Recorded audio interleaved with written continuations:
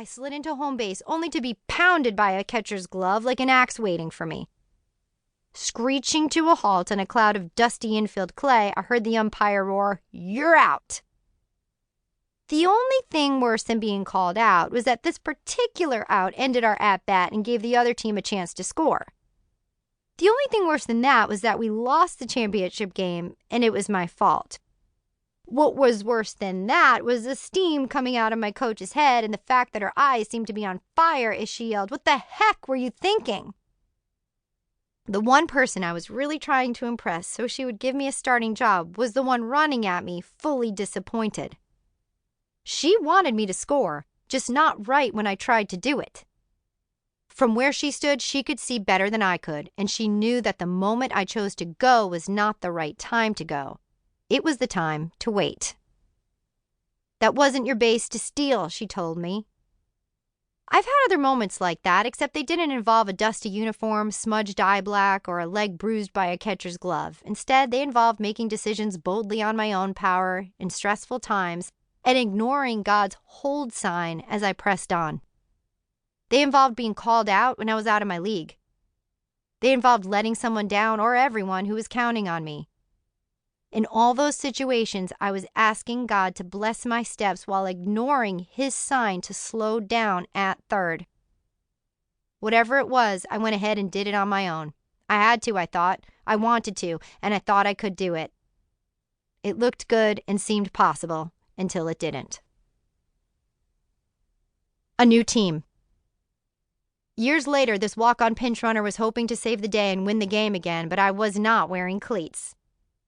It was after the View had not renewed my contract and I was wearing heels.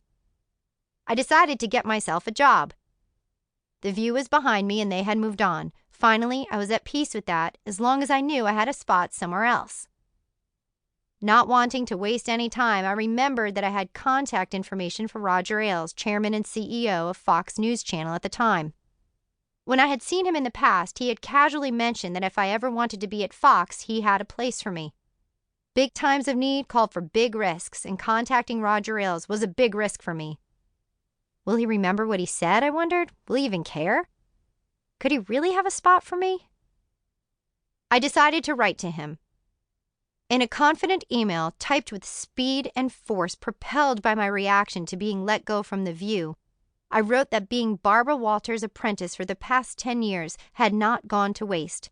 That interviewing the President of the United States 4 times was not something that I took lightly, and that with the experience I had, I was ready for whatever challenge was available at Fox. That email had a lot of beef and a lot of me. It had to. It was basically my resume in short, and time was even shorter. Barbara had written Mr. Ailes as well, which meant the world to me. She knew me personally and professionally, and frankly, I'm not sure a person in our industry could have a more respected referral. The day came for my meeting with Mr. Ailes. I arrived at Fox having prayed all morning long that the meeting would go well. But I was shaking for some reason. It was understandable given that at the time Roger Ailes was the most powerful decision-maker in the industry. Judging by the number of doors and checkpoints I was required to go through to get to his office, meeting him personally was no small feat. "Thank you for meeting with me, Mr. Ailes," I said. "You can call me Roger," he replied.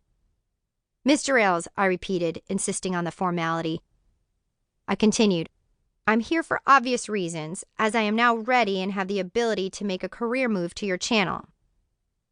Surely he knew from Barbara that ABC had not renewed its contract with me, but I was not yet comfortable enough to say so. As I was walking by his coffee table, I noticed a $5 bill on the floor. I picked it up and handed it to him, saying, "Mr. Ailes, this must be your $5 bill." After a quick pause and aiming to break the ice, I added, "I should let you know that I'm going to ask for that back in our negotiations." Quick wit worked. He smirked. I exhaled. For an hour, we discussed all the happenings at the View, what I would be interested in terms of shows and possibilities. He expressed several concerns. Was I actually serious about the job? Would I really take an offer? Did I want to wake up early enough to do a morning show? Did I know enough about the Middle East and the political tide? These were all valid concerns. The answers were all yes. I told Mr. Ailes, one thing you need to know about me, my work ethic will exceed my capabilities, but I am always willing to learn and love being part of a team.